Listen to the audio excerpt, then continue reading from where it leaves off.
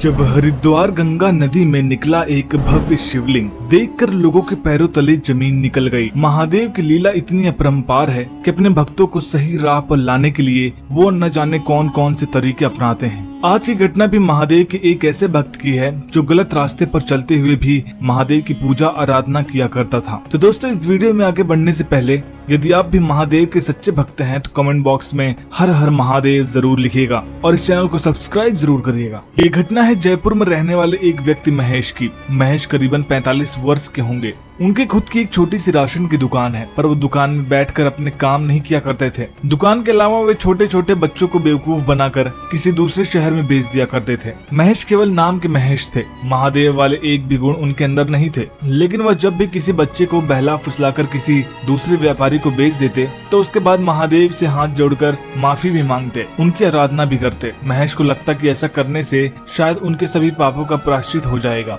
महेश के इस काम की खबर किसी को ना थी, ना ही उनके घर वालों को और ना ही दुकान के कर्मचारियों को। महेश का एक खास दोस्त था। उसे महेश की हर एक काम का, हर एक चीज का पता होता था। उसने कई बार महेश को समझाने की कोशिश की कि इन कामों में अपना दिमाग न लगाया करे, इससे बेहतर है कि कोई दूसरे अच्छे काम करे। लेकिन महेश को पैसों की इतनी लालच थी कि वह इस काम को छोड़ ही नहीं पा रहा था। महेश के इन कामों के कारण धीरे धीरे वह समृद्ध होने के बजाय गरीबी की तरफ मुड़ने लगा। देखते ही देखते महेश का परिवार बिखरने लगा। उसके बच्चे उससे ही दूर होने लगे। उसकी पत्नी अक्सर बीमार पड़ने लगी और महेश दरिद्रता की अवस्था में आ गया। जब महेश के दोस्त ने उसको इस हाल में देखा तो उसने महेश को कहा कि हो ना हो या तुम्हारे उन्हीं कर्मों का फल है, जिसके बारे में कोई जानता तो नहीं है, लेकिन महादेव वह सब देखते हैं। महेश अपने दोस्त की बात सुनकर रोने लगा और साथ ही महादेव से माफी मांगने लगा। लेकिन अब तो काफी देर हो चुकी थी। इतना कुछ होने के बाद भी जब भी महेश को किसी बच्चे को बेचने का काम मिलता तो वह चंद पैसों के लिए ही सही पर करने को तैयार हो जाता। अब यह काम महेश के लिए एक मजबूरी बन गई थी और जरूरत भी। महेश के दोस्त ने उसे सलाह दी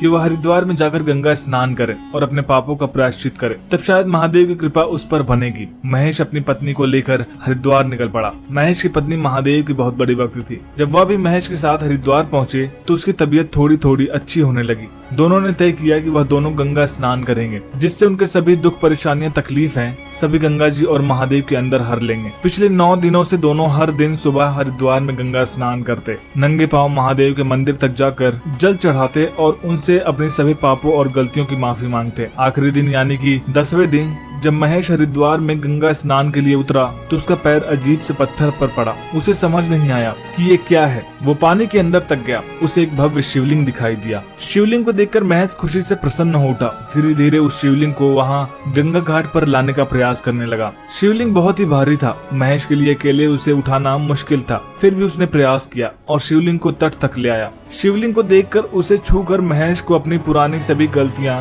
सभी पाप नजर आने लगे।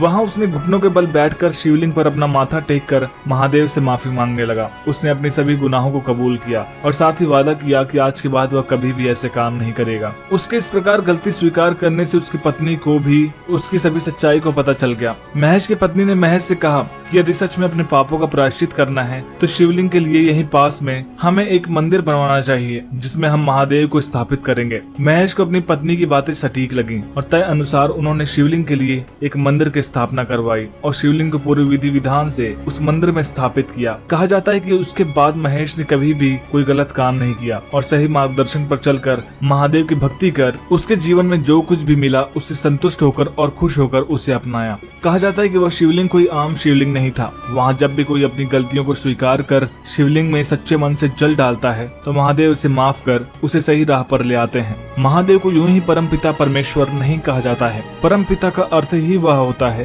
कि वह पिता जो सबसे ऊपर है, सबसे उत्कृष्ट है। और इसमें कोई दो राय नहीं है कि महादेव हम सबके पिता हैं, जो अपने बच्चों की हर गलती को माफ कर उसे सही मार्गदर्शन देते हैं। ये वीडियो कैसी लगी हमें कमेंट बॉक्स में जरूर बताइएगा। वीडियो पसंद आई तो वीडियो को लाइक करिएगा, शेयर करिएगा और चैनल को सब्सक्राइब करना मत भूलिएगा। हर हर महादेव।